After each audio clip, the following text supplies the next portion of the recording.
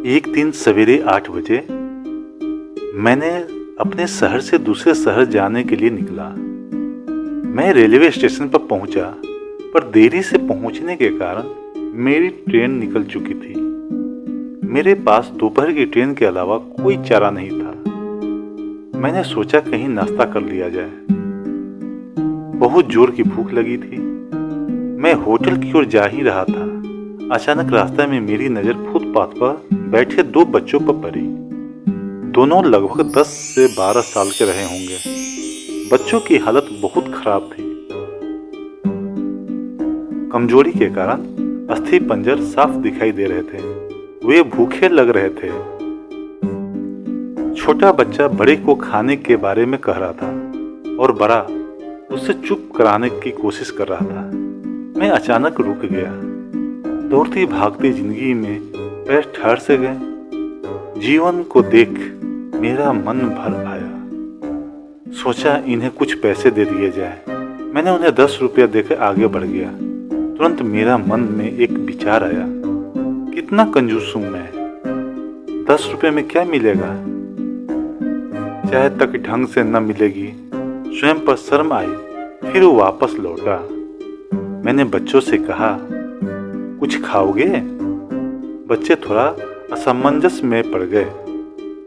जी, मैंने कहा, बेटा मैं नाश्ता करने जा रहा हूँ, तुम भी कर लो। वे दोनों भूख के कारण तैयार हो गए। मेरे पीछे पीछे वे होटल में आ गए। उनके कपड़े गंदे होने से होटल वाले ने डांट दिया और भगाने लगा। मैंने कहा, भाई साहब उन्हें जो खाना है वो उन्हें दो, पैसा मैं दूंगा। होटल वाले ने आश्चर्य से मेरी ओर देखा। उनकी आंखों में उसके बर्ताव के लिए शर्म साफ दिखाई दी। बच्चों ने नाश्ता, मिठाई और लस्सी मांगी। सेल्फ सर्विस के कारण मैंने नाश्ता बच्चों को लेकर दिया। बच्चे जब खाने लगे, उनके चेहरे की खुशी कुछ निराली ही थी। मैंने भी एक अजीब आत्मसंतोष महसूस किया।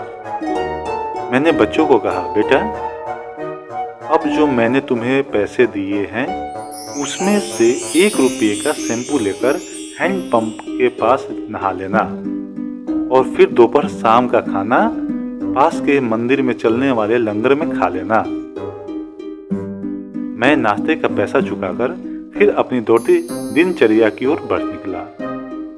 वहां आसपास के लोग बड़े सम्मान के साथ देख रहे थे। होटल वाले के शब्द आदर में परिवर्तित हो चुके थे। मैंने स्टेशन की ओर निकला। थोड़ा मन भारी लग रहा था। मन थोड़ा उनके बारे में सोचकर दुखी हो रहा था। रास्ते में मंदिर आया।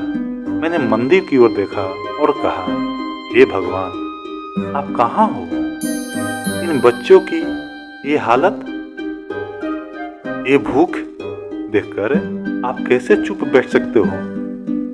दूसरे ही क्षण मेरे मन में विचार आया, अभी तक जो उन्हें नाश्ता दे रहा था वो कौन था? क्या तुम्हें लगता है तुम्हें वह सब अपनी सोच से किया? मैं स्तब्ध हो गया। मेरे सारे प्रश्न समाप्त हो गए। ऐसा लगा जैसे मैंने ईश्वर से बात की हो। मुझे समझ आ चुका था, हम निमित्त मात्र हैं। उसके कार्यकलाप को वही जानता है, इसलिए वो महान है। भगवान हमें किसी की मदद करने तभी भेजता है जब वो हमें उस काम के लायक समझता है। यह उसी की प्रेरणा होती है। किसी मदद को मना करना वैसे ही है जैसे भगवान के काम को मना करना। खुद में ईश्वर को देखना ध्यान है, दूसरे में ईश्वर को देखना प्रेम है। ईश्वर सब में है और सब में ईश्वर को देखना ज्ञान है।